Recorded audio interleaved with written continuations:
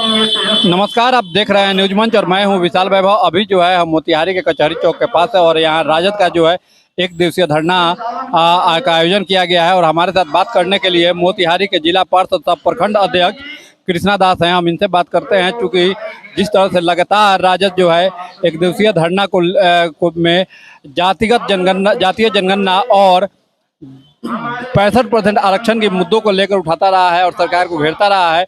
क्या कुछ प्रतिक्रियाएं हैं जो है राजद के प्रखंड अध्यक्ष और जिला पार्षद कृष्णा दास का।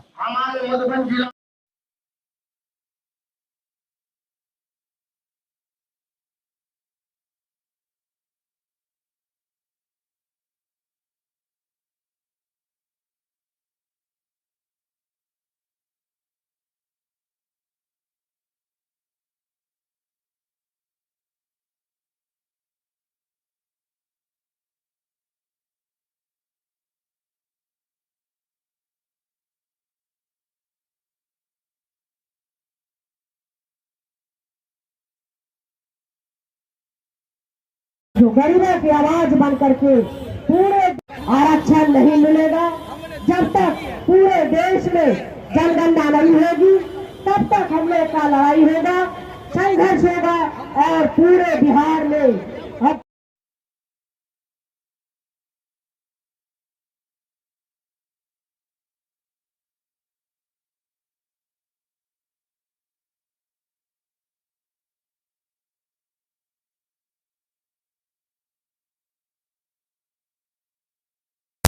अंबेडकर मूर्ति के नीचे जो अभी यहाँ पे धरना हो रहा है राष्ट्रीय जनता दल का, इसका उद्देश्य है क्योंकि जब महागठबंधन की बिहार में सरकार थी तब तेजस्वी जी और सरकार ने मिलकर के यहाँ जिसकी जितनी हिस्सेदारी उसकी उतनी भागीदारी करके संविधान में जो आरक्षण है और इस आरक्षण के दायरे को बढ़ाने के लिए संख्या के अनुपात में आरक्षण देने के लिए यहाँ जाति जनगणना हुआ।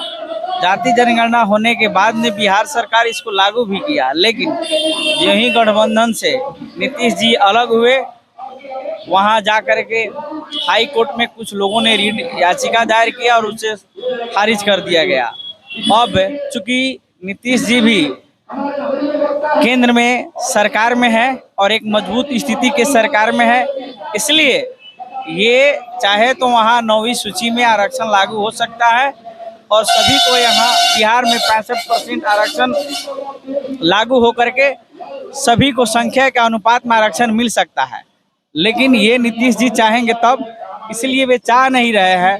अभी हमारे राष्ट्रीय जनता दल के पूरे कार्यकर्ता पूरे बिहार में सभी जिला मुख्यालयों पे धरना देकर के और 65% आरक्षण को 9वीं अनुसूची में डालने के लिए एक तरह से सरकार से मांग कर रही है, दबाव बना रही है कि नहीं, बिहार में जो जातीय जनगणना हुआ है और 65% आरक्षण जो यहाँ से पास करके भेजा गया है उसको लागू किया जाए।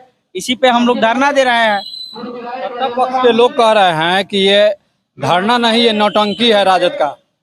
देखिए, अभी यदि धरना और नौटंकी की बात करते हैं तो उससे बड़ा नौटंकी पार्टी कोई नहीं है। भाजपा से बड़ी नौटंकी पार्टी यहाँ कोई है ले नहीं है, ठीक ना?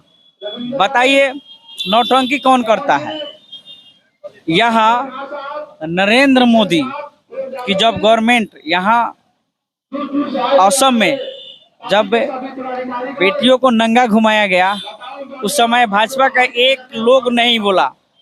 यहीं बंगाल में एक बहन के साथ बलात्कार और हत्या हुआ, उसमें खुद ममता सरकार एक्शन ले ही रही है, लेकिन वहां भाजपा जाके एक तरह से तांडव मचाया हुआ है और सरकार की महाराष्ट्रपति शासन मांग कर रहा है सरकार से। अब बताइए ऐसे स्थिति में नौटंकी कौन करता है? अभी देखिए तो भारतीय जनता पार्टी से बड़ा बहुरूपिया इस देश में कोई नहीं है, ठीक ना? लगातार जो है भाजपा आरोप लगाती रहती है कि राजद जो है सिर्फ अपने परिवार के लोगों को आरक्षण देता है और दूसरे के लोगों को आरक्षण की बात नहीं करता है। यहाँ राष्ट्रीय जनता दल का परिवार है, लेकिन अमित शाह का बेटा जैसा उसके परिवार नहीं है, वो कहीं दूसरे के परिवार से आया है का, और जैसा के बेटा बन गया है, वो परिवारवाद है कि नहीं है? अरे भाजपा में देखिएगा तो बहुत परिवारवाद है, हैं? वहाँ राजनाथ सिंह का बेटा भी एमएल है,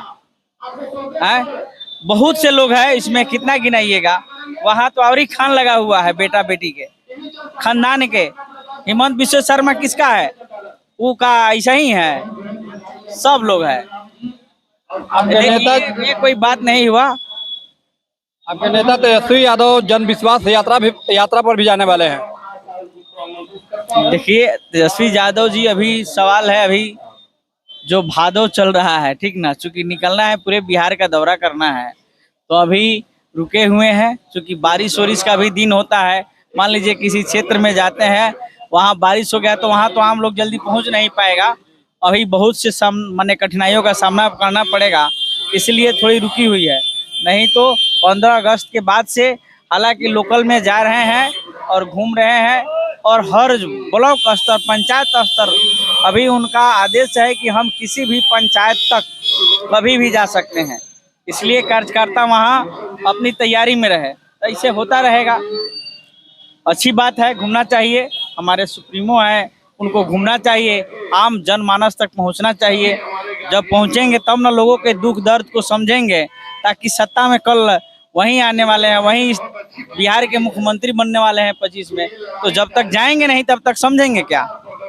जी एक आखिरी सवाल होगा कि बेगूसराय में कल केंद्रीय मंत्री गिरिराज सिंह का विरोध किया गया, जनता दरबार लगाया गया था, वहाँ कुछ फरियादी आए थे और गिरिराज सिंह मुर्दाबाद का नारा लगाने लगे। देखिए, सांसद हो, विधायक हो या कोई भी जनप्रतिनिधि हो, ये जरूरी नहीं है कि सभी लोग आपको वोट देता है, इसलिए जो वो व्यक्ति अब उनके काम के लिए गया और वहाँ गिरिराज सिंह जैसे एक नेता बोलता है कि तुम हमें वोट नहीं दिया, हम तुम्हारा काम नहीं करेंगे।